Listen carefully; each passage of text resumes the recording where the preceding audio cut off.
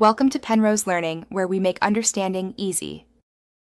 In this video, I will explain how to reset your iPhone if you forgot your password. This process will erase all data, so it's crucial to understand the steps.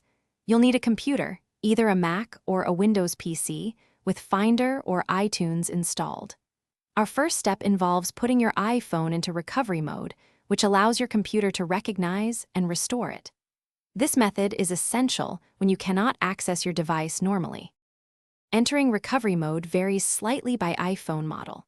For iPhone 8 and later, quickly press and release the volume up button, then the volume down button, then press and hold the side button until you see the recovery mode screen. For iPhone 7 models, press and hold the volume down and side buttons. For iPhone 6s and earlier, hold the home and side buttons. Keep holding until the recovery mode screen appears. Once your iPhone is in recovery mode, connect it to your computer using a USB cable. Open Finder on a Mac or iTunes on a Windows PC. Your computer should detect an iPhone in recovery mode and prompt you to restore it. Select the Restore option. This process will download the latest iOS software and erase your device.